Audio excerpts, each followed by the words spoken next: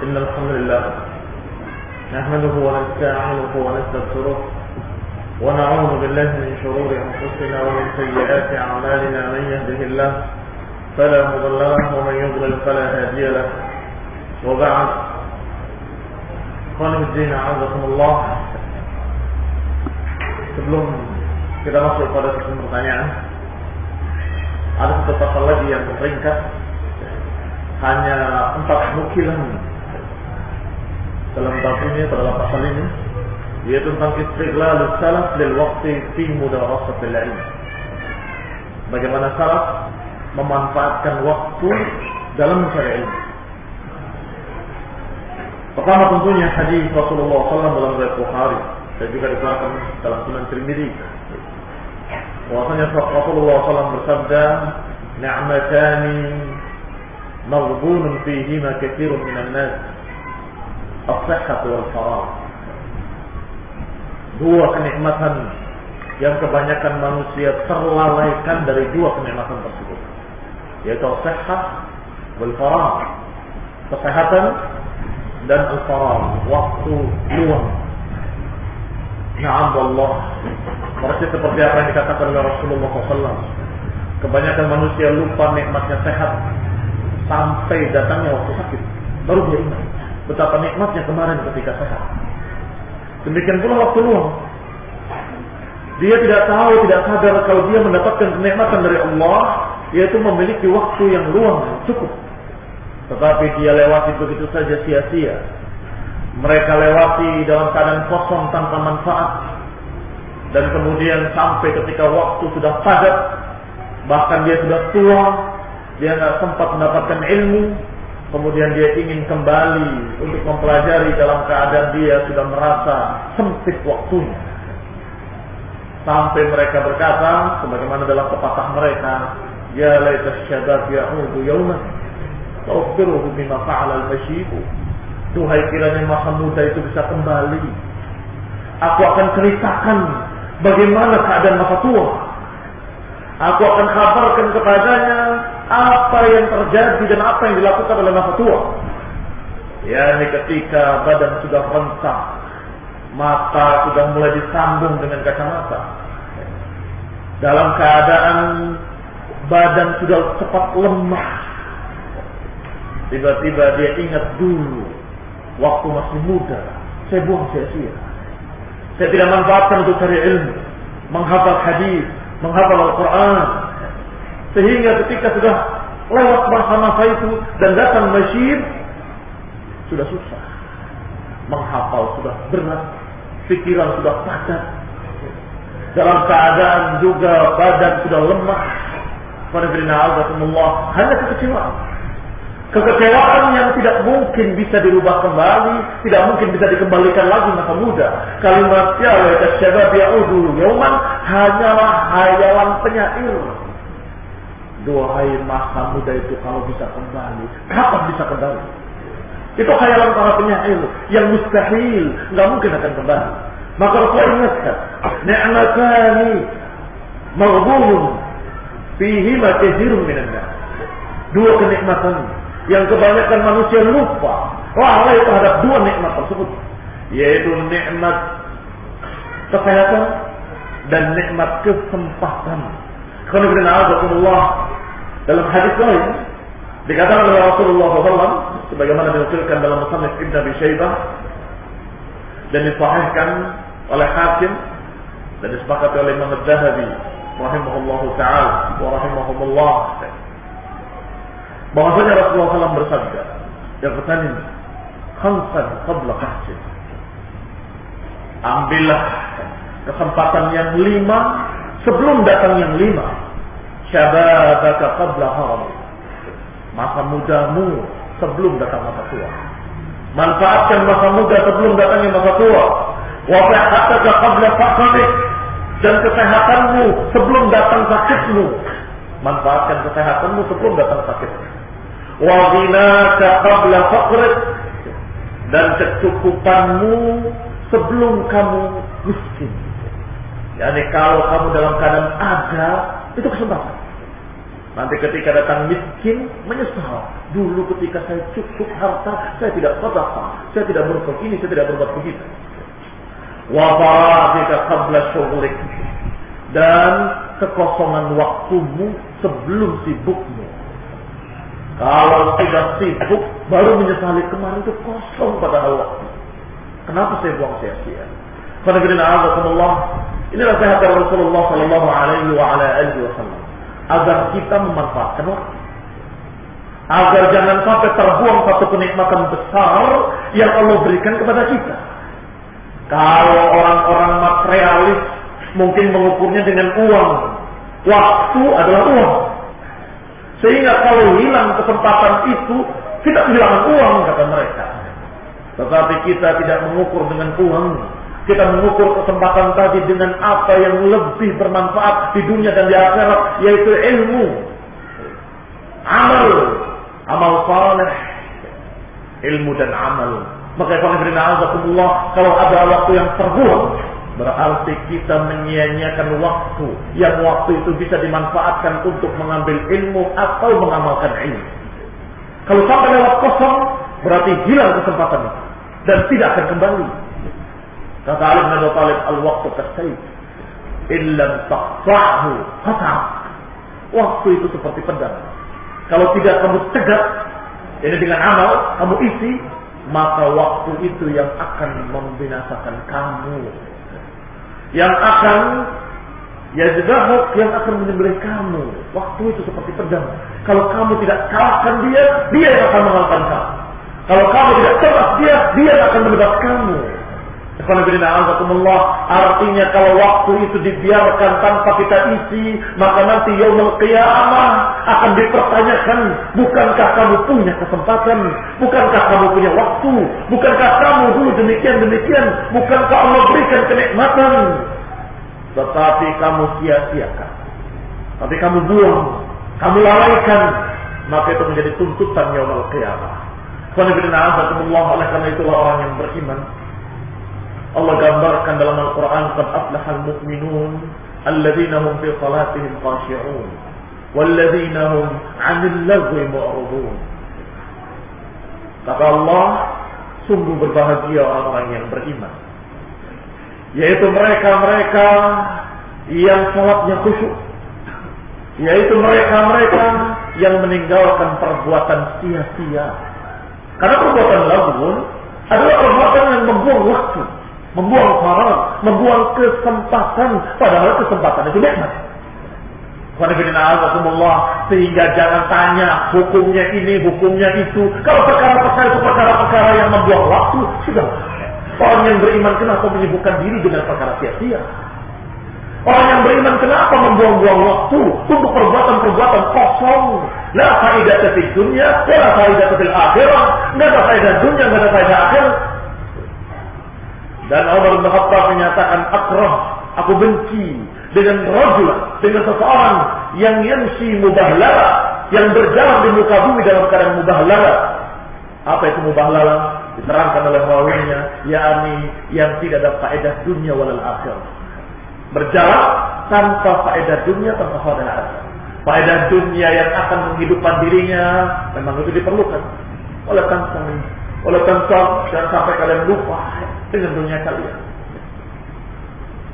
Demikian pula yang lebih dari itu kalau untuk amal saleh, ibadah, ilmu. Tetapi kalau kosong, dunia pun tidak. Keuntungan untuk maisha keluarga, istri dan anak juga tidak. Untuk perkara-perkara agama juga tidak. Maka ini adalah sesuatu yang sia-sia. Kata Allah, orang beriman adalah orang-orang yang alladzina hum 'anil lagwi mu'ridun, orang-orang yang atau orang-orang yang meninggalkan perbuatan-perbuatan yang sia-sia. Diriwayatkan oleh Mu'afar Ibn Zakaria rahimahullah dari murid-murid Abi Ja'far At-Tabari rahimahullah. Wa kana yahduruhu Abi Ja'far At-Tabari qabla mautihi, dan dia hadir di sisi Abu Ja'far At-Tabari dalam keadaan dia sebelum wafatnya, dalam keadaan sakitnya, sakit yang akan wafat. Sebelum meninggal beberapa saat, aku hadir, kata perawi. Anahu dzakara du'a an Ja'far bin Muhammad, bahwasanya dia menyebutkan tentang satu zikir yang diriwayatkan dari Ja'far bin Muhammad. Maka tiba-tiba Abu Ja'far istad'a mihbaratan wa sahifatan fakataba. Tiba-tiba yang sakit ini Abu Ja'far At-Tabari meminta pena dan kertas. Aku mau mencatat hadis tadi. Sampai dikatakan oleh orang-orang yang menengoknya, "Afi hadhil hal, apakah dalam keadaan kamu seperti itu masih mau mencatat riwayat, mau mencatat hadis?" Qala yanbaghi lil insani alla yada' iqtibas al-ilmi hatta al-mamat. Kata beliau, hendaklah seseorang semestinya dia jangan meninggalkan untuk mencari ilmu walaupun sampai matinya. Sehingga dalam hampir wafatnya beliau masih mencatat ilmu. Ketika mendengar satu hadis yang baru, dia ingin mencatat, ambil pena, ambil kertas. Siapa yang tahu kalau beliau akan wafat? Itu beberapa saat sebelum wafat. Bagaimana para ulama mengisi manfaat atau mengisi waktu yang luangnya dan memanfaatkan kesempatan walaupun sudah sangat sempitnya dimanfaatkan oleh mereka untuk mencari ilmu. Diriwayatkan dengan riwayat yang hampir atau kisah yang hampir sama dengan ulama yang berbeda, yaitu dikisahkan oleh Ibrahim ibn Jarrah al-Kufi rahimahullah. Kata beliau, Abu Yusuf Ya'qub ibn Ibrahim pernah sakit yang parah. Fa'ataituhu, maka aku datang menjenguknya. Fawajadtuhu mughma alaih, maka aku dapati dia dalam keadaan tidak sadar, pingsan. Falamma afaqa, ketika dia sadar dari pingsannya, qala li, dia berkata kepadaku, "Ya Ibrahim, ma taqulu fi mas'alati kadza?" Ketika sadar dari pingsannya, langsung tanya ini, bagaimana pendapatmu tentang masalah ini? Terangkan tentang ilmu ini. Qultu, saya katakan, fi misli hadzal hal, apakah dalam keadaan kondisi seperti ini? Qala wala ba, tidak mengapa, bidzalik. Nah, terus kita belajar, la'allahu yanju bihi najin. Kata beliau, bisa jadi dengan ilmu itu akan selamat orang yang selamat. Yani kalau dia belum wafat, itu kan masih ada kesempatan untuk membenarkan yang salah. Membenarkan yang salah itu keselamatan. Misalnya kalau saja ternyata ketika dia bertanya tadi dijawab bahwa masalah itu ada hadis yang seperti ini, ternyata dia pernah berfatwa dengan fatwa yang salah ketika itu, kan bisa bertaubat dan bisa mencabut. Kalau begitu, saya berbicara dengan hadis ini dan saya mencabut pendapatku yang pernah aku sampaikan. Apakah bukan najah? Keselamatan. Apakah bukan keselamatan? Keselamatan. Maka kata Yusuf Ya'qub ibn Ibrahim rahimahullah, kenapa? Kalau saat-saat seperti ini, saat-saat sudah sakratul maut, masih mempelajari hadis, sudah kadang-kadang pingsan tidak sadar, kadang-kadang sadar lagi, masih bertanya, bagaimana masalah ini? Apakah ada riwayat? Ketika ditanya kenapa? Apakah suatu seperti ini kamu masih bertanya masalah ilmu? Iya. Karena bisa jadi kita bisa selamat karena ilmu yang disampaikan saat ini. Kadang-kadang seorang bisa selamat dengan yang terakhir kalimat, ternyata kalimat itu menjadikan seorang yang salah jadi benar. Seorang yang keliru tadinya menjadi lurus, yang tadinya dia lupa jadi ingat, yang tadinya dia dalam keadaan berpendapat dengan pendapat yang marju bisa berubah menjadi pendapat yang rajih, kemudian wafat dengan selamat. Walhamdulillah. Ini qanifina azakumullah ibtinam al-waqt, memanfaatkan waktu.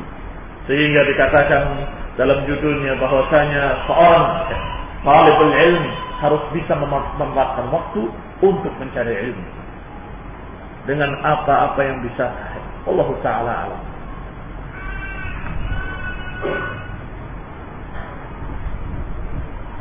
Bagaimana hukum menuntut ilmu kepada ulama ustaz yang suka bohong?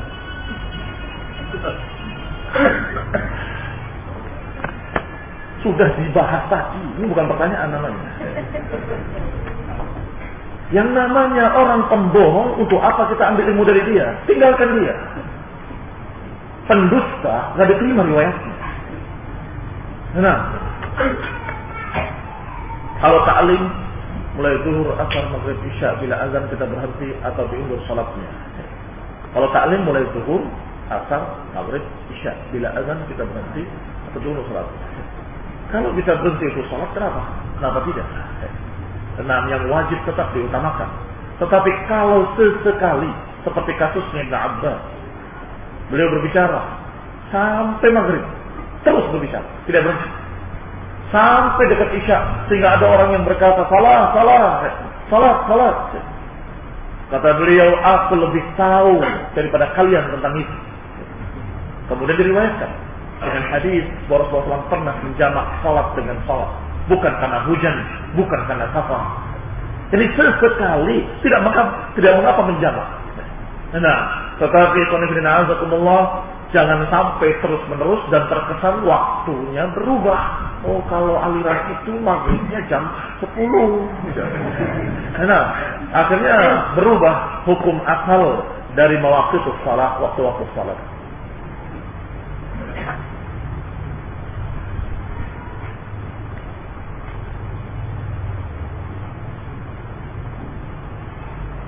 Bagaimana kita mengetahui ciri-ciri ulama dan da'i yang harus diikuti dan yang harus ditinggalkan? Sedangkan jika pada saat ini kita mengikuti ulama ahlul bid'ah serta apa ini?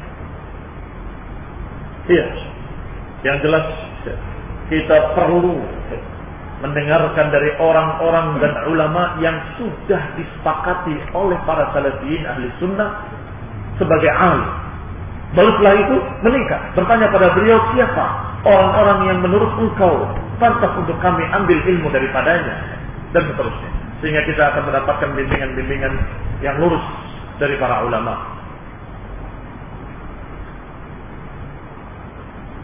Istri anak bekerja sebagai pegawai negeri sipil, PNS. Bagaimanakah status gajinya? Halal atau haram? PNS ataupun bukan PNS, gajinya tidak dilihat dari situ halal haramnya, dilihat apa yang dikerjakannya. Kalau yang ditugaskannya kerjaannya halalnya halal, tapi kalau dikerjakannya haramnya haram. Dan yang kedua, kalau perempuan bekerja dan kemudian bercampur dengan laki-laki dan sebagainya, itu hukumnya haram. Sehingga sebagai suami jangan menjadi dayyus. Kalau dayyus, la yadkhulul jannata dayyus, enggak akan masuk surga dayyus. Dayyus adalah orang yang tidak memiliki rasa cemburu. Istrinya dibiarkan bekerja bersama laki-laki lain, rapat katanya. Sebentar masih ada rapat. Istrinya berangkat, rapat sama siapa? Sama guru-guru yang lain atau sama fulan. Laki-laki semua. Berhadap-hadapan, berdebat, diskusi dan sebagainya. Ketawa-ketawa, cekikkan, makan-makan dan minum-minum teh. Laki-lakinya di rumah nunggu istrinya pulang. Enggak sekalian mata air buat istrinya. Biar kamu jadi istri, dia jadi suami. Nah,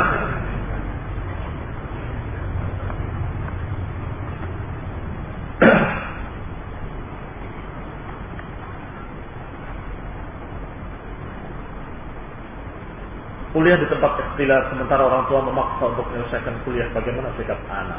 Wallahu a'lam. Harus bisa berbicara pada orang tua sampai paham dengan cara adab yang baik, dengan akhlak, sehingga orang tua mengerti. Terangkan sedikit-sedikit pada mereka tentang masalah apa yang penting, apa yang tidak penting. Kalau belajar sampai mendapatkan titel tinggi-tinggi, kemudian tetap saja dia jadi istri di dapur, di sumur, di kasur, maka apa faedahnya titel tadi? Nah, dipahamkan orang tua seperti itu. Kalau saya perempuan dan seterusnya. Kalau laki-laki, paling-paling orang tua, saya ingin kamu itu nak bisa cari uang, paling begitu.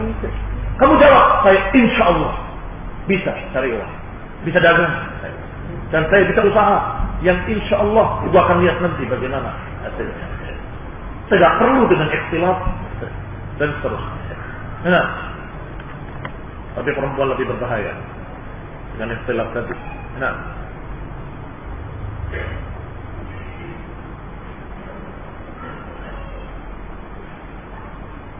kenapa seorang yang mungkin sudah bergelar LC bahkan doktor dalam masalah ilmu din, tetapi yang disampaikan adalah ilmu yang salah dan menyelisih sunnah?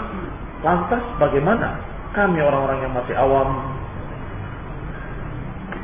Nah, Inna lillahi wa inna ilaihi raji'un. Ada satu musibah besar bahwa sekarang ini berbagai macam lembaga-lembaga resmi yang mengajarkan agama sudah dikuasai oleh sebagian besar orang-orang yang bukan ahlu sunnah. Al-Azhar misalnya, yang dulunya adalah masjid, nama masjid, yang duduk di sana para ulama ahli sunnah, dan hanya ada halqah-halqah pengajian nyampaikan riwayat hadis, menelurkan ulama berikutnya dan seterusnya, sampai kemudian berakhir dengan diresmikan sebagai kampus. Tiba-tiba bergeser. Sekarang tidak ada yang diajarkan kecuali filsafat dan yang berkaitan dengannya, ibunya, anaknya, cucunya, ponakannya, filsafat. Nah, sehingga keluarnya dari mana? Ya orang-orang yang seperti itu. Nah, demikian pula IAIN atau STAIN sama. Nah, baru masuk sudah disambut dengan kekafiran di Bandung. Iya, disambut dengan spanduk-spanduk. Ini murid-murid anak mahasiswa baru ini, baru ospek. Disambut dengan tulisan-tulisan selamat datang di kampus tak bertuhan, gitu tulisannya. Kemudian oratornya berbicara, mahasiswa senior, dan berkata bahwa anjinghu akbar. Astagfirullah. Ucapan kufur. Dan ucapan-ucapan yang seterusnya. Sampai dosennya diwawancarai oleh wartawan, bagaimana dengan mahasiswa yang berbicara seperti itu? Ya, sesungguhnya mereka punya jawaban dalam hal-hal tersebut. Cuma sepantasnya mereka jangan berbicara di depan orang-orang yang masih baru. Allah. Artinya guru dan muridnya sama. Sekali 3 uang. Bagaimana mungkin akan keluar dari sana seorang yang sunni, salafi, ahli sunnah? Ya tidak mungkin lah. Yang keluarnya sejenis itu. Orang-orang filosof, orang-orang aklani, rasionalis.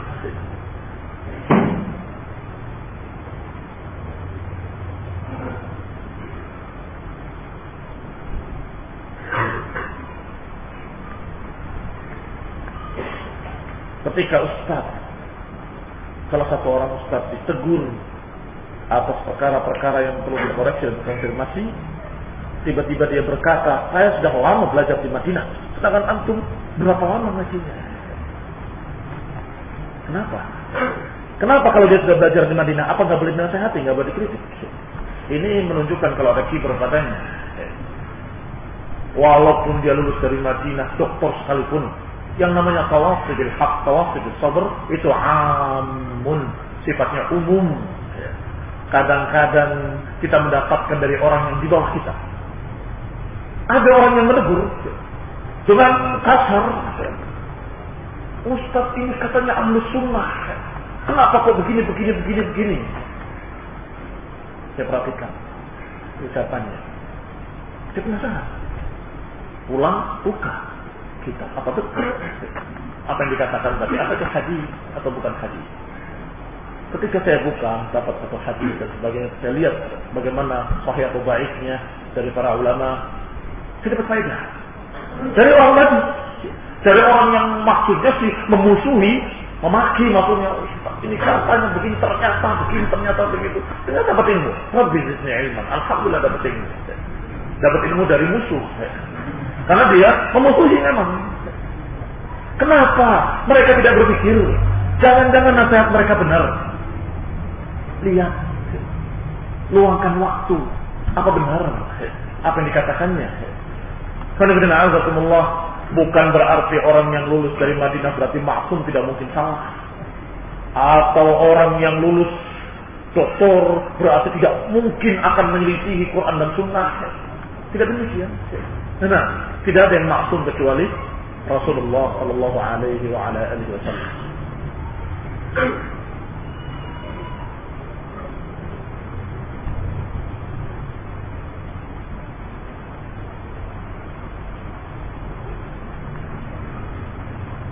Ustaz, surat ke-9 ayat 103, Rasul diperintahkan untuk mengambil zakat dari umat Islam. Khudh min amwalihim sadaqatan tutahhiruhum wa tuzakkihim biha wa shalli 'alaihim inna salataka sakanun lahum. Ambillah dari mereka zakat yang mensucikan mereka dan membersihkan mereka. Dan doakanlah mereka dengan salawat, sesungguhnya salawat kamu menjadi ketentraman buat mereka. Katanya, kalau kita nanya, kemudian dilanjutkan oleh sahabat-sahabatnya dengan khalifah. Kemudian hari ini, sekarang ini siapa umara yang berhak untuk diserahi zakat kita? Bolehkah kita memberikan sendiri zakat itu? Nah, tolong sertakan dalil yang qat'i. Nah, kalau saya tidak bisa mendatangkan dalil yang qat'i, berarti belum dijawab dulu pertanyaan ini. Nah, kalau mau diserahkan kepada penguasa, sebagaimana diperintahnya adalah khudh min amwalihim shadaqatan, ambillah dari mereka, itu perintah pada penguasa, perintah kepada Rasulullah untuk mengambil, dan kemudian perintah kepada para khulafa rasyidin agar mengambil zakat dari mereka. Maka ini adalah kewajiban penguasa hari ini yang hari ini berkuasa. Sekarang SBY, entah besok siapa, itu penguasa. Kalau dia mau menerapkan apa yang pernah diusulkan oleh Habibie atau yang sejenisnya, bahwa diresmikan saja zakat itu secara legal oleh pemerintah, maka itu adalah sesuatu yang syar'i. Dan tidak perlu ada pajak. Kenapa muslimin dipajak terus? Cukup dengan zakat. Lebih barakah untuk mengendalikan negara, untuk mengayomi, untuk mengatur, untuk berbagai macam keperluan rakyat, itu dengan itu. Karena memang baitul malil muslimin ketika itu digunakan untuk rakyat. Maka kalau saja diterapkan zakat itu oleh pemerintah, niscaya mereka tidak akan mengejar-ngejar untuk bayar zakat pada setiap orang dengan berbagai macam cara. Tidak perlu. Tinggal bilang saja pada para ulama-ulama yang menasihatkan, ayo keluarkan zakatnya. Nah, apa dalilnya yang qat'i? Dalilnya yang qat'i adalah ucapan Allah Subhanahu wa taala, "Athi'ullah wa athi'ur rasul wa ulil amri minkum." Dan ulil amri adalah para ulama dan umara, penguasa. Dan juga Rasulullah SAW yang menasihatkan untuk kita tetap sabar, tasma' wa tuti' wa in daraba dhahrak wa in akhadha malak. Hadis-hadis yang diucapkan oleh Rasulullah SAW tentang penguasa itu lebih dari 20 hadis yang memerintahkan kita untuk mentaati penguasa. Wa in daraba dhahrak wa in akhadha malak. Walaupun mereka merampas hartamu, walaupun mereka memukul punggungmu, artinya kalaupun mereka zalim, maka urusan mereka. Kalau kemudian penguasanya tidak mengurusi masalah ini, wallahu ta'ala a'lam, kita melihatnya adalah kalau tidak ada sesuatu yang lebih baik, maka bukan kita tidak mengeluarkan zakat. Keluarkan zakat sebisa kita kepada orang yang kita anggap berhak untuk menerima zakat. Dan sudah sering ditanyakan kepada para ulama, dikatakan, nah, seperti itu, kalian keluarkan kepada orang-orang yang kalian lihat bahwa dia berhak untuk menerima zakat. Artinya mengeluarkan sendiri, tanpa diatur, tanpa dikoordinasi, dikoordinir oleh penguasa. Silahkan. Nah,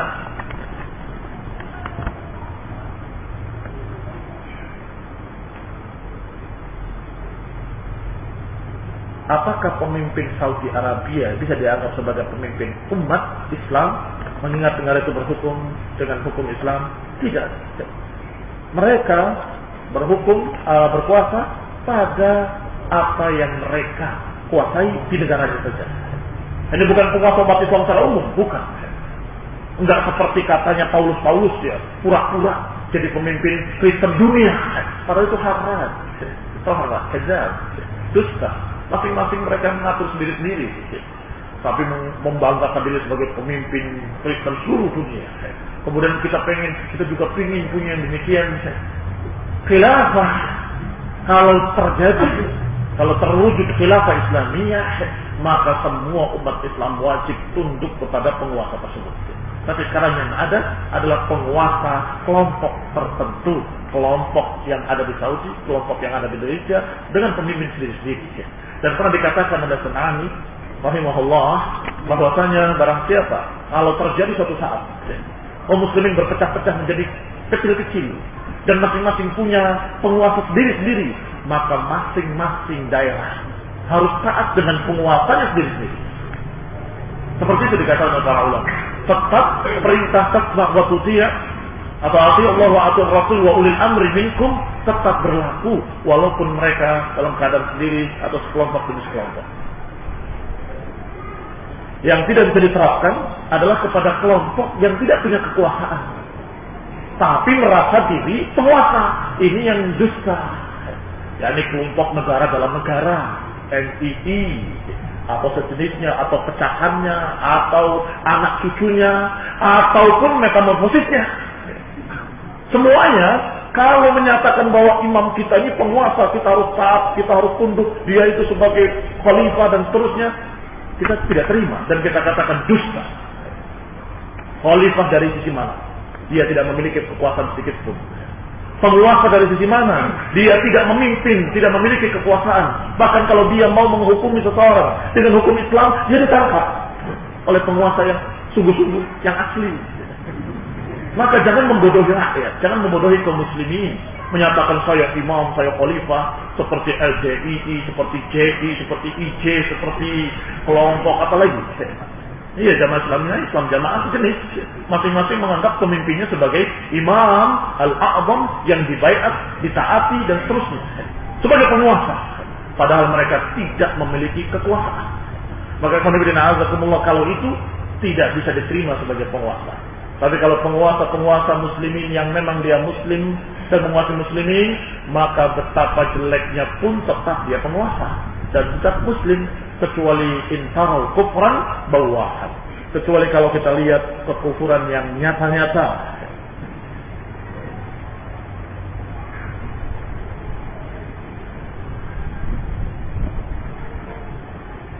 Bagaimana kalau kita punya pembantu akrab, diperingatkan untuk pakai jilbab, tapi dia nggak mau? Apakah perlu dipecat? Ya pecat saja. Kalau sudah pakai jilbab, apa terus boleh beredar di rumahmu bersamamu? Bersama laki-laki? Tidak. Tetap walaupun berhijab harus ada daerah-daerah kekuasaan sendiri. Artinya misalnya sang suami di depan dan dia kalau mau ke belakang harus minta izin sama istrinya, suruh pembantunya minggir. Saya masuk. Begitu. Sehingga tetap walaupun berjilbab bukan satu penyelesaian. Masih ada setelah itu, yaitu hijab yang dalam artian kamu tidak melihat dia tidak melihat kamu. Dia pakai jilbab, pakai cadar si pembantunya, tapi ngeliatin si suami ini tiap hari. Pak, tehnya Pak. Sebentar lagi Pak, makannya Pak. Katakan amat ya, majikan saya. Semakin lama semakin manis ucapannya. Sambil kekikian. Ini juga fitnah. Jangan dikira terus bebas, sudah pakai cadar aman. Belum. Harus ada area. Kamu dengan pembantu kamu dalam keadaan ada hijab.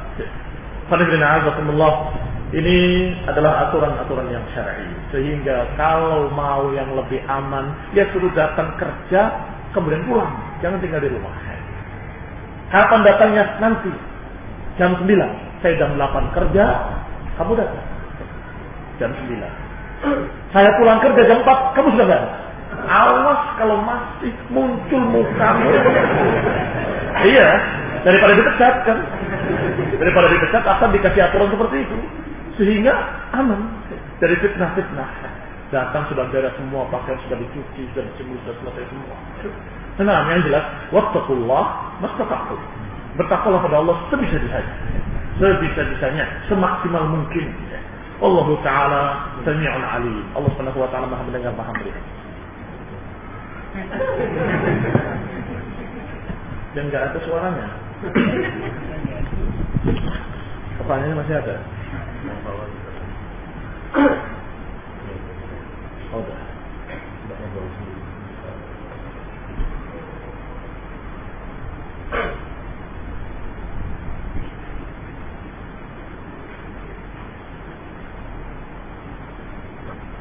Bolehkah kita membaca subhat-subhat sururi agar kita bisa waspada? Kok aneh? Bisa waspada dengan membaca? Bukan bingung dengan membaca. Dengan baca subhat jadi bingung, bukan jadi waspada. Namanya waspada adalah jangan baca. Saya khawatir. Namanya waspada. Mungkin banyak benernya Tapi kalau ada satu terselip, satu syubhat, kemudian saya berubah dan kemudian saya benci dengan salafi, dengan masyayikh salafi, jadi apa saya? Jauh dari ulama, gara-gara fitnahnya mereka.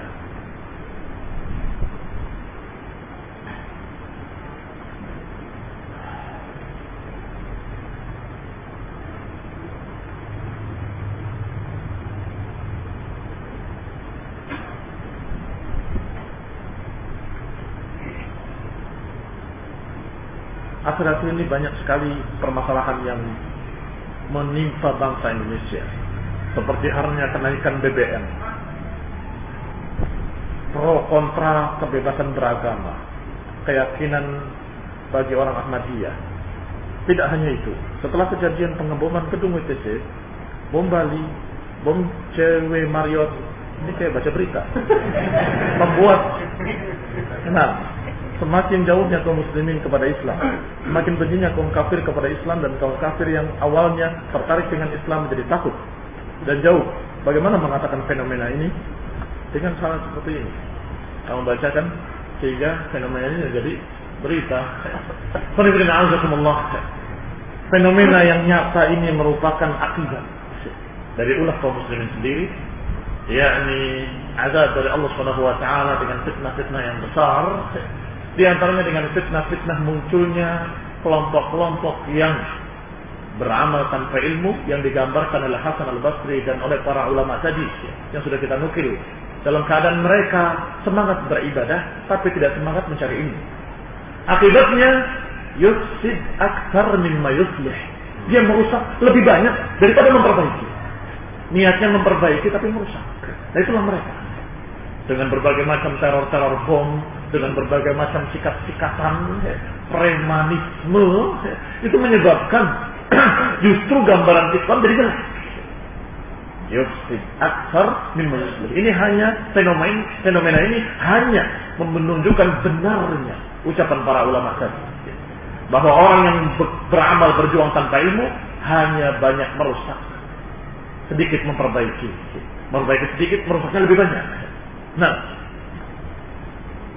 astagfirullahaladzim.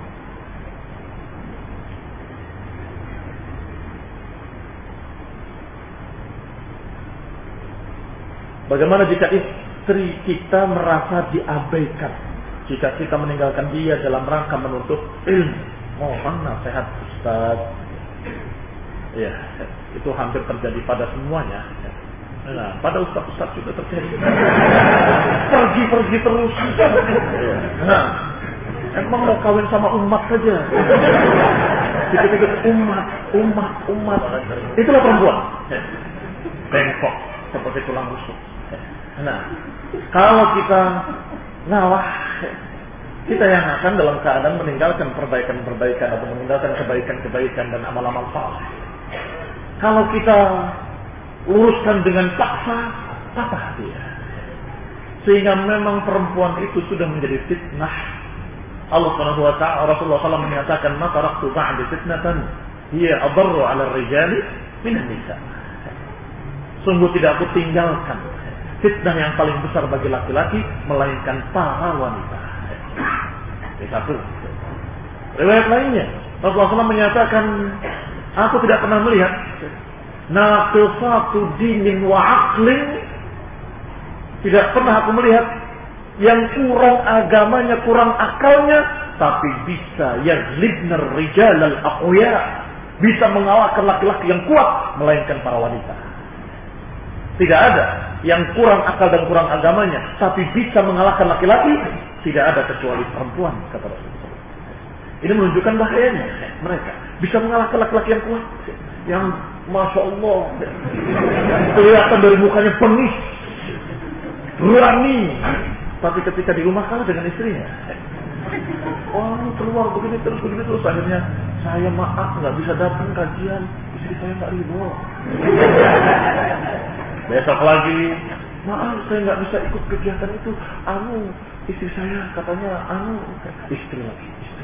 Oh, istri saya, kamu ini memimpin istri apa istri yang memimpin kamu? Saya nggak diizinkan ya oleh istri. Besok tuh kerja enggak? istri saya nggak suka itu. La haula wala quwata illa billah. Ar-rijal qawwama 'ala nisa. Laki-laki yang memimpin para wanita. Wanita itu dijadikan sebagai makmum, sebagai rakyat yang dipimpin oleh laki-laki karena mereka memang memiliki kekurangan. Di antara kekurangannya yang kamu sebutkan dalam pertanyaan ini. Itu kekurangannya. Nah, dan itu sesungguhnya bagi laki-laki yang memang sesungguhnya laki-laki, dia akan paham bagaimana ngerayunya supaya dia ridho. Dinasehati dan dirayu. Kenapa sih nggak mau merayu istri yang halal? Nah, kalau mereka merayu dengan rayuan gombal kepada orang-orang yang haram, kita merayu istri yang halal untuk sesuatu yang halal. Masa nggak bisa? Nah, gengsi. Nah, biasanya kita dalam keadaan kalau mau berbicara dengan istri dengan gaya bahasa rayuan itu kayaknya nggak pantas. Padahal itu sunnah. Rasul memanggil istrinya dengan Humairah, wahai si pipi merah. Boleh kita memanggil tamu cantiknya dan sebagainya. Silakan, itu bahkan bagus. Ini pakunya bukan main. Memang orang ini bagus dari mulai awalnya nggak pernah gaul-gaul, nggak pernah gaul. Di rumahnya nggak punya TV, nggak pernah dia sekolah kecuali di pondok, sehingga ketika menikah, bapak belas nggak ngerti bagaimana cara wahyu. Isinya adalah perintah dan larangan. Ambil ini, jangan itu, keluarga, ada, tidak, iya, waku. Istrinya tumpak di rumah dia. Nah, ini penting. Penting, wallah. Karena perempuan itu dalam keadaan dia tidak banyak keluar rumah kecuali di rumah. Satu-satunya hiburan adalah kalian, para suami. Itu hiburan mereka. Kalau suaminya nggak bisa menghibur, apa sisanya? Mas, beliin TV dong. Itu nanti begitu. Nah, tiba-tiba ditinggal dalam keadaan begini dan begitu karena suami dalam keadaan tidak bisa bagaimana memberikan kebaikan pada istri dan hiburan kepada istri. Yang Rasulullah SAW mengatakan atau dikatakan oleh Rasulullah SAW, khairukum li ahli wa ana khairukum li ahli, kata Nabi. Sebaik-baik kalian adalah orang yang paling baik pada istrinya dan aku adalah yang paling baik terhadap istriku. Sampai Rasulullah mengatakan sedekah pada jima' fi bud'i ahadikum sedekah. Ya Rasulullah, fi bud'i ahadina sedekah? Bagaimana pada kemaluan kita ada sedekah? Kata Rasulullah, bukankah kalau diberikan kepada yang haram mendapatkan dosa? Iya, maka kalau diberikan pada yang halal mendapatkan pahala. Sedekah. Dan wanita-wanita yang dalam keadaan dibiarkan tanpa diberikan sedekah, itu dikatakan dengan sesuatu yang jelek sampai Allah katakan fatataruha kal mu'allaqah, jangan biarkan mereka seperti barang tergantung, dijadikan istri, tidak disentuh, dicerai pun tidak. Kalau dia adalah istrimu, maka berikan sedekah kepadanya. Kalau kamu sudah tidak nafsu pada dia, ceraikan saja, barangkali ada laki-laki yang akan suka dengan dia. Jangan zalim, fatataruha kal mu'allaqah, dibiarkan seperti mu'allaqah. Kalau tidak pernah diberi, kemudian kamu tiba-tiba mau pergi seminggu untuk daurah, dia akan marah-marah. Dia hari cemberut terus, pura-pura tidak tahu dia, atau memang tidak tahu betul, karena terlalu polos. Kenapa sih istri saya cemberut terus? Karena kamu nggak pernah beri sedekah. Sehingga dia dalam keadaan tidak merasa bahagia di rumahnya, merasa sumpah, merasa sempit rumah, merasa. Sehingga dia dalam keadaan terus mukanya masam dan terus memberikan ucapan-ucapan yang sifatnya keluar. Tapi kalau dia dihibur dan diberi sedekah, maka dia gembira. Dan kalau kamu pergi, ditunggu kedatangannya. Ketika datang disambut dengan ceria, mudah-mudahan akan mendapatkan kebahagiaannya seperti yang kemarin. Karena ini bukan sesuatu yang haram, sesuatu yang halal. Dan bukan sesuatu yang tabu untuk menasihatkan kepada para pria, pada suami, kepada istrinya. Nah,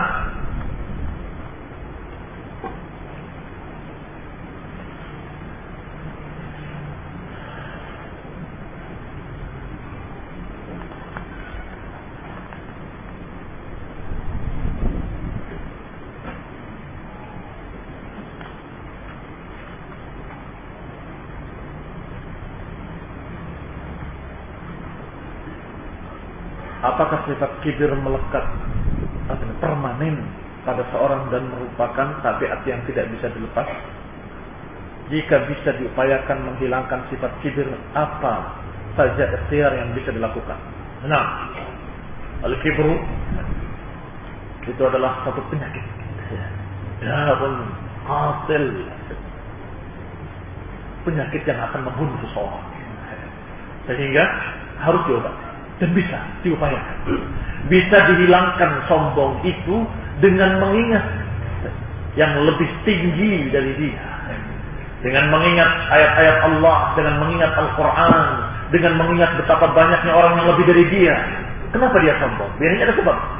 Kalau karena ilmunya, ingat, ada orang yang banyak lebih berilmu dari kamu. Fawqa kulli dhi ilmin alim. Dan di atas seluruh yang berilmu ada Allah yang maha alim. Kenapa kamu sombong? Kalau sombong dengan hartanya, seberapa kekayaanmu? Masih banyak yang lebih kaya dari kamu. Dan kalaupun kamu terkaya, Allah maha kaya. Maka sombong apa? Semua yang ada pada kamu pinjaman sebentar kemudian hilang. Sehingga jangan sombong dengan sesuatu yang akan hilang. Ini ikhtiarnya adalah dengan membaca ayat dan hadis yang memperingatkan kita dari dosa kibir dan juga mengingatkan kita kepada yang lebih alim, yang maha alim, Allah Subhanahu wa taala. Barakallahu fiikum. Wallahu minkum subhanaka wa bihamdika asyhadu an la ilaha illa anta astaghfiruka wa atubu ilaik. Wassalamu alaikum warahmatullahi wabarakatuh.